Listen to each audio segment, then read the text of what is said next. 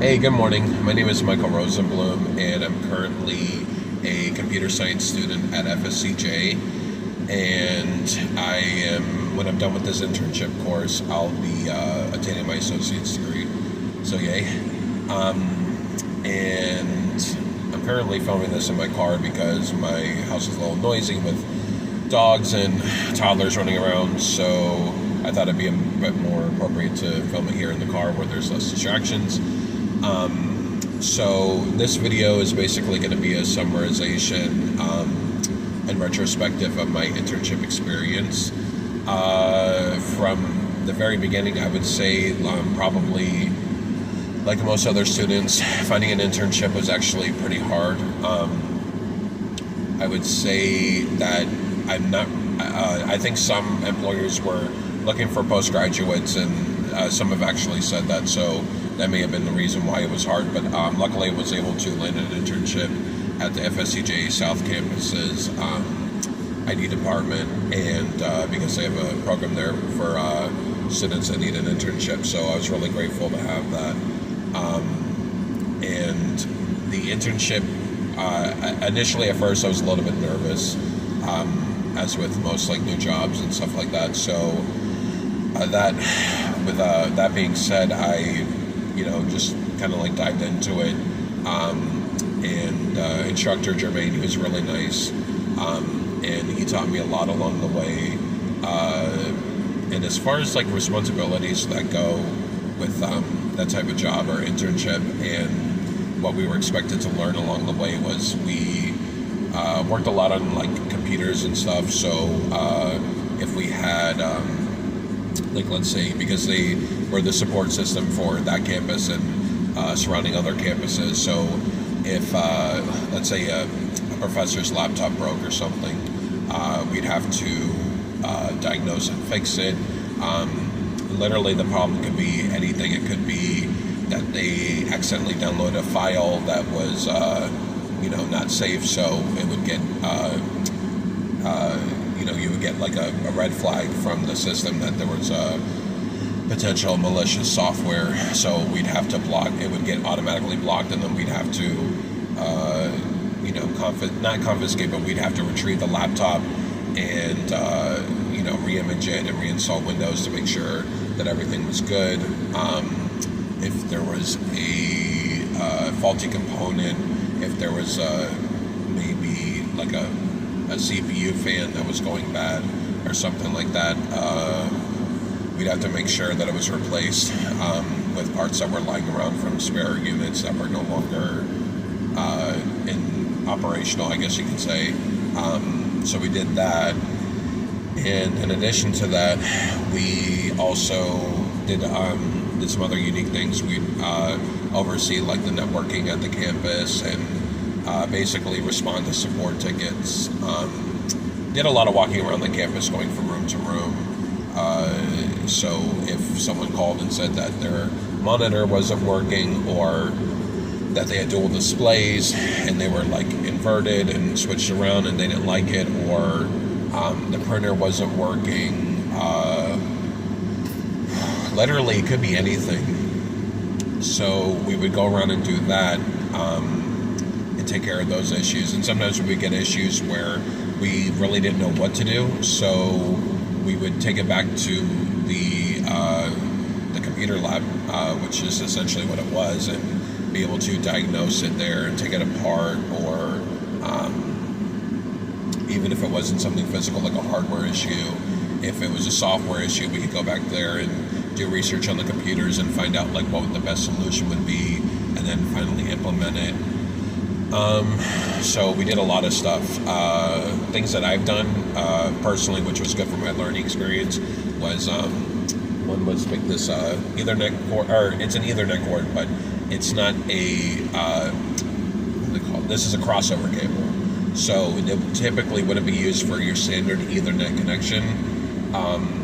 But yeah, so we make Ethernet cords and strip them and braid them and make sure all the wires were connected. Like you see, like underneath here, make sure all the colors were aligned, and then solder on the tips and everything. So we would do that, and we worked a lot with learning with new hardware. Like for me, like learning about servers was a little bit. I was a little bit nervous about reading. I mean, I was a little bit nervous about learning about servers because, like reading into it, it looked a little intimidating. But once Jermaine explained everything and showed me around, it really became a lot more simple. So the server rooms were a lot.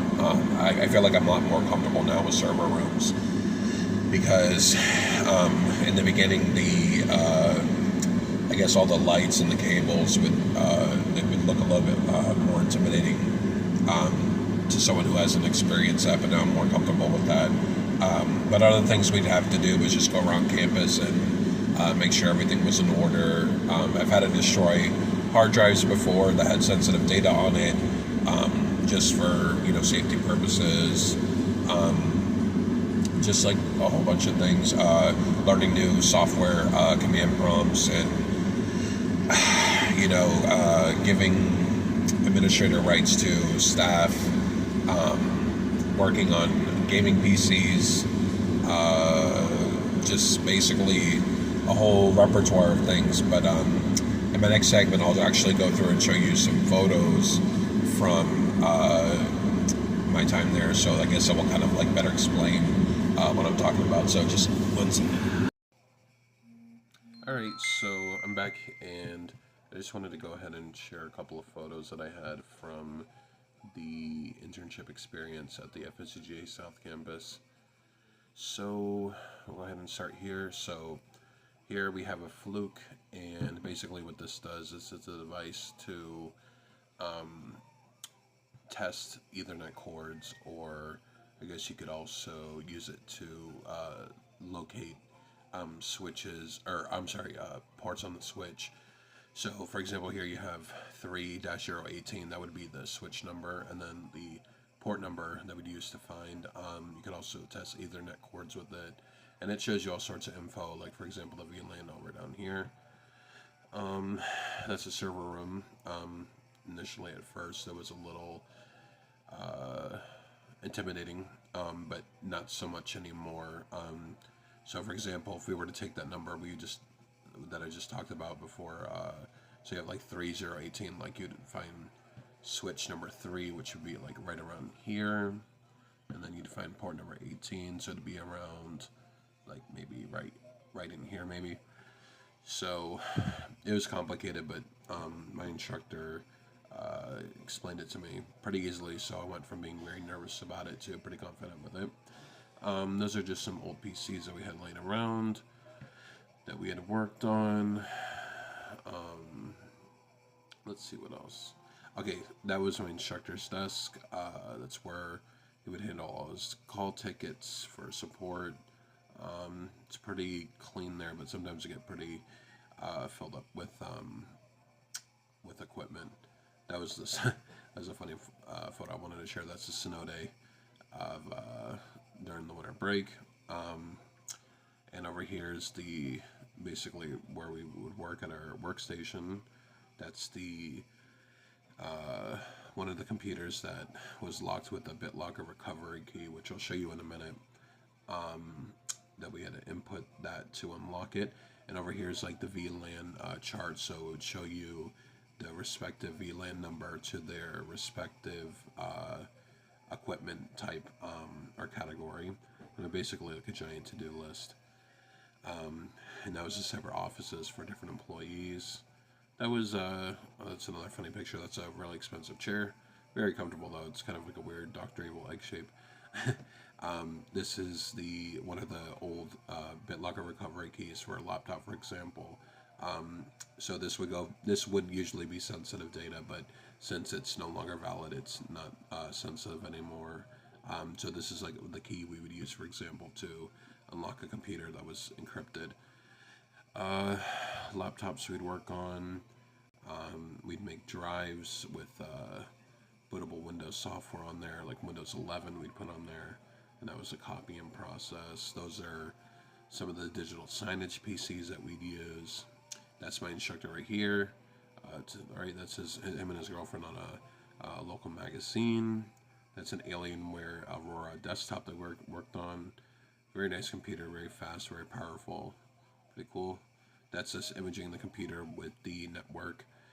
So you wouldn't need a bootable USB local installation medium. You would just plug it into the network and boot from the network environment, and it would preload Windows with all the necessary software that would be included with whatever type of software that you would be needed for, like let's say a faculty would need certain software, so it would come preloaded. You'd have different flavors of software, basically, depending on the needs of the person. So there's just some of the digital signage displays that we had around campus that we worked on. Here's the naming convention I'll show you for some of the computers around the campus. So like the first dash would be like the where the computer was located. So SSC would be south side of campus. Then the second middle information would be like the esports. So that would be where it was located. Usually it would be like a classroom number, like A206 or whatever, and then dash would be, after the dash would be the number of the computer that it's assigned to. So it basically would show us like which computer would be in where. This is Driver Booster. This is software I use to update the drivers on some of the Alienware desktops. Some more digital signage. This is a laptop we worked on for faculty. I think it was a professor, I believe. It was for, we had to replace the SSD. So it was somewhere in there. I think I took it up at that point. But yeah, we had to replace a failing SSD on there. There's a Alienware desktop. Here are the micro tools we use to do small like laptop repairs, or getting in the desktops. You know, you need all sorts of tools. So that was a toolkit. And that day, in this photo, I was destroying hard drives that had sensitive data on it. There's me dismantling the hard drives.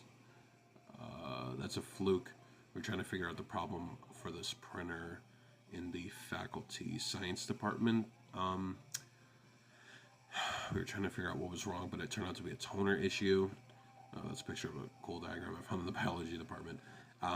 See, it shows you what happens when your toner gets really messy. We had to clean up with gloves and a mask, so it was really messy.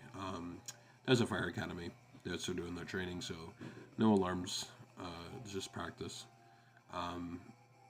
That is another computer that we were working on. Oh, that was the art computer. So in this computer, I was trying to figure out using my own, like, skills at home and implementing them here of how to repair computers with advanced configuration techniques, like getting into like startup repair, command prompt, all those techniques. And here's where I was fixing or doing a system scan right here. So I'd implement or input some commands to fix a computer. And when I was done with that, I put some laser cutting software called Lightburn, which is pretty cool. It's for, I guess, like,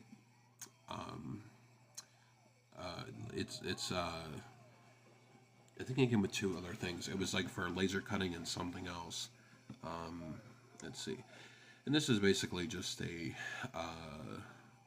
like little cheat sheet that I had for referencing when I didn't want to pull up, just fixing computers with the command prompt if they fail to load, and fixing the boot configuration and things like that. But overall, it was a good experience.